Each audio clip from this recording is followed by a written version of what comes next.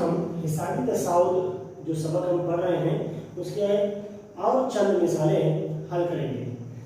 मिसाल नंबर 28 यहाँ पे दिया हुआ है, अगर a बराबर 2 और b बराबर 5 हो तो AP मालूम करो। यानी कि इन चार में से एक हिसाबी तसाउद ऐसा है जिसका पहला रुकन 2 है और कॉमन डिफरेंस या मुश्तरक फर्क 5 है। तो आइए देखते हैं वो क्या है। सवाल नंबर 28, पहली मिसाल हम लेते हैं a यानी a बराबर 2 a में, अब यहाँ पे b मालूम करेंगे, b बराबर a2 नफी a1 यानी इसका मतलब 8 नफी 2 बराबर 8 नफी 2 यानी 6 हो गया। तो यहाँ पे हम कह सकते हैं कि पहला जो ए ऑप्शन जो है यहाँ पे मुश्तरक फर्क b 6 नहीं है, इसलिए ये नहीं हो सकता। b यहाँ पे a बराबर 2 ही है, d बराबर a2 नफी a1 बराबर 7 नफी 2 बराबर 5। तो यहाँ पे हमें मुश्तरक फर्क d 5 हासिल हो रहा है। हम एक और बार चेक करेंगे, d बराबर a3 नफी a2 बराबर 12 नफी 7 यानी 5।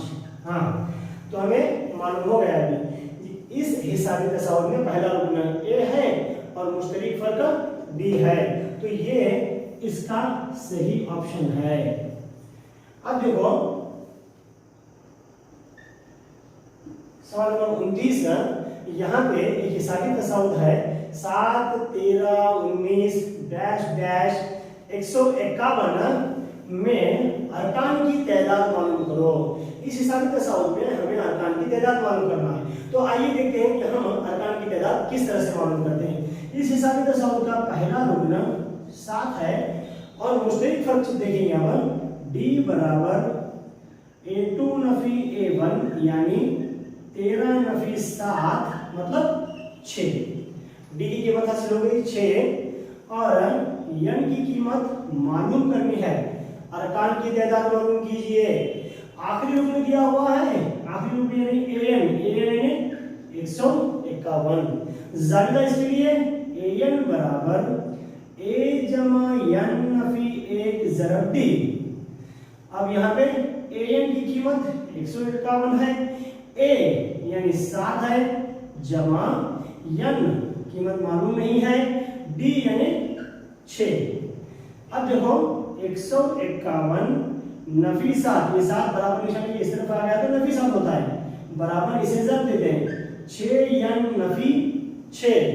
अब इसे हल करेंगे हम तो 151 में से 7 अगर चले गए तो बचा 144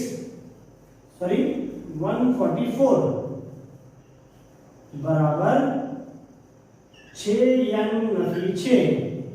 अब ये 6 जो है बराबर निशानी के इस तरफ आएगा, इसे हम इस तरह से लिख सकते हैं 6 n बराबर 144 जमा 6 और इसे हम ऐसे भी लिख सकते हैं 6 n बराबर 150। 144 में 6 जमा करके 150 हुआ, n बराबर 150 बटे 6। 6 6 2 12 3 बचे 30 हो गया, 6 5 30 यानी 25। n बराबर हो गया 25। इस तरह से हम इस हिसाबी तसाउद कर अरकान की तादाद मालूम कर सकते हैं। हमें ज़ाब्ते का इस्तेमाल करना, जो दिया हुआ है उसे ठीक तरीके से लिखना है। तो आइए हम 30वां सवाल हल करते हैं। यहाँ पे हमें एक एपी दिया हुआ है 5, 8, 11, 14 के इब्तिदाई 15 अरकान का मजमुआ मालूम करना है। यहाँ पे 4 ऑप्शन हैं, तो आइए देखते हैं इसे कैसे हल करेंगे। ए की कीमत a बराबर 5, d बराबर a2 नफी a1 यानी 8 नफी 5 बराबर 3 हो गया d की कीमत। अब मालूम क्या करना है हमें, 15 इब्तिदाई 15 अरकान का मजमुआ मालूम करना है, यानी n की कीमत भी दी हुई है, n बराबर 15। मालूम क्या करना है, यस 15 की कीमत मालूम करनी है। इसके लिए ज़ाब्ता हमारे बराबर n बटे 2, 2a जमा n नफी 1 ज़रब d। ये ज़ाब्ता हम इस्तेमाल करेंगे और जो दिया हुआ है उसे ज़ाब्ते में दाखिल करेंगे।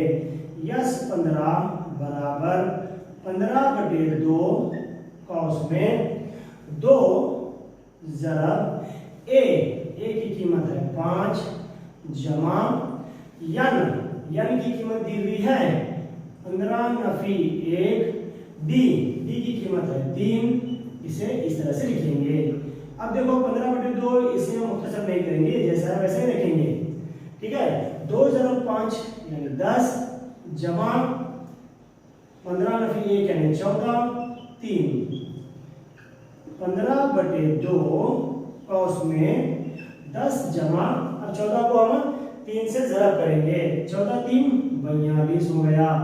नेक्स्ट देखो 15 बटे 2 यानी 42 जमा 2 यानी हो गया 52।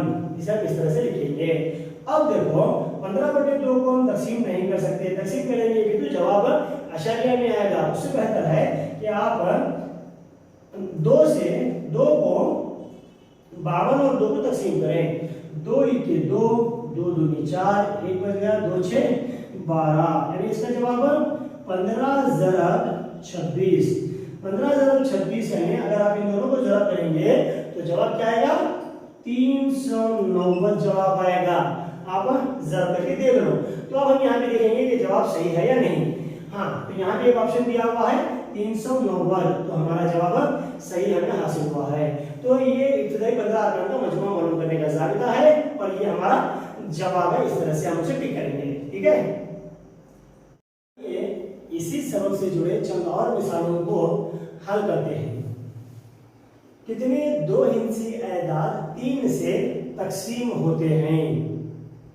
यहाँ पे हमें हिसाबी तसाउर नहीं दी गई है, हमें हिसाबी तसाउर बनाना है, उसके बाद हमें उसे हल करना है। देखिए इसकी हिसाबी तसाउर कैसे बनती है। कितने 2 हिंसी एदाद 3 से तकसीम होते हैं, यानी कि आखिरी जो 2 हिंसी अदद है वहां तक हमें जाना है।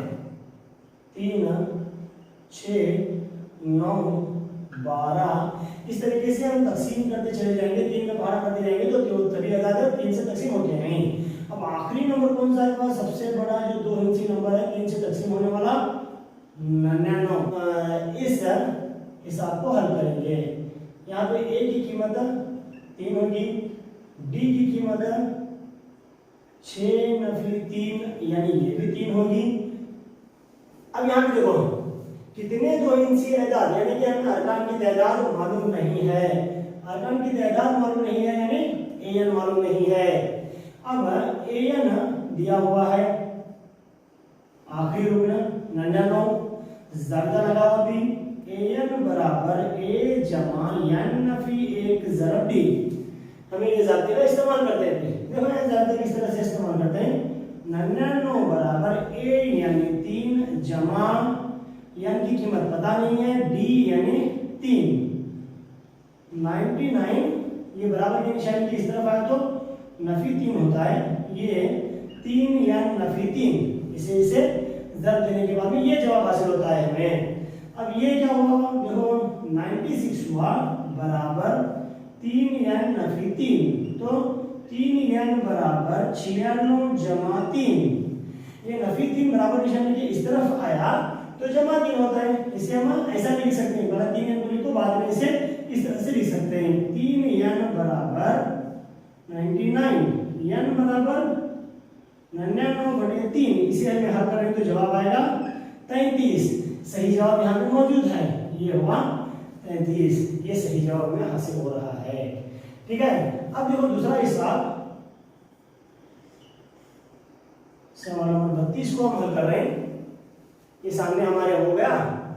अगर एक एपी में ए 25 नफी ए 20 बराबर 45 हो तो डी की कीमत मालूम करो। यहाँ पे डी की कीमत हमें मालूम करना है। 2 चीजें यहाँ पे दी हुई हैं, ए 20 है और ए 25 है। इसे हमें ऐसा भी लिख सकते हैं, देखो ए 25 नफी ए 20 बराबर 45, ए 20 नफी ए 20 बराबर ए जमा 19d हम लिख सकते हैं इसे ए 25 बराबर ए जमा 24d, इसे हम लिख सकते हैं। अब इसे देंगे मसावत नंबर 1 और इसे देंगे मसावत नंबर 2।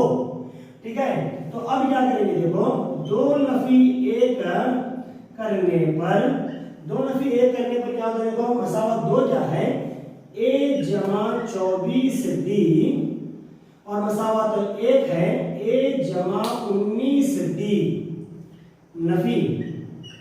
नफी करें तो नीचे की मसावत की निशानियां मुतबादिल होते हैं। ये जमा नफी ये चला गया, बचा 5d। ये दोनों की कीमत हमें दे जो है, क्या है दोनों की कीमत 45। ठीक है, अब ये 45 को हम क्या करते हैं, देखो d बराबर 45 बटे 5, d बराबर 45 बचे 5, 45 बटे 5 यानी 9। तो ये 9 जो है वो यहाँ पे मौजूद है या नहीं देखेंगे। हाँ यस, 9 यहाँ पे मौजूद है। इस तरीके से सवाल नंबर 30 का जवाब होगा बी 9। इस तरीके से हम ये मिसाल को हल करेंगे। अलग अलग मिसालों को हल करने के अलग अलग तरीके हैं, आप लोगों को तरीके मालूम होना चाहिए कि कौन से हिसाब को कौन सा जाबिता लगाना है और किस तरह से हल करना है। ठीक है, तो आइए अब हम आगे की मिसाल हल करते हैं। एक ए बी है, 4 9 14 डैश डैश का कौन सा रुपये 199 होगा, 109 होगा। तो इसे हम इस तरह से हल करेंगे। दी गई मसावत में ए की कीमत होगी 4 और डी की कीमत होगी 9 नफी 4 यानी 5। ये डी की कीमत हो गई। तो यहाँ पे क्या बताया गया हमें, कौन सा रुकना 109 होगा, कौन सा रुकना यानी एन की कीमत मालूम नहीं है। एन की कीमत दी हुई है 109, एन की कीमत दी हुई है। तो अब हम क्या करेंगे, इस जाब्ता लेंगे एन बराबर ए जमा एन नफी 1 ज़रब डी। एन की कीमत दी हुई है 109 बराबर ए यानी 4 जमा एन नफी 1 यानी एन की कीमत नहीं है हमारे पास, डी की कीमत है 5। 109 ये 4 इस तरफ आएगा, नफी 4 बराबर 5 एन नफी 5। इसे हम इस तरह से हल करेंगे। ये 5 को एन नफी 1 से ज़रब देने पर इसका जवाब इस तरह से आएगा। नेक्स्ट 105 बराबर 5 एन नफी 5। अब ये 5 को बराबर निशानी की इस तरफ लाएंगे तो जमा 5 होगा। इसे हम ऐसे भी लिख सकते हैं 5 एन बराबर 105 जमा 5 यानी 110।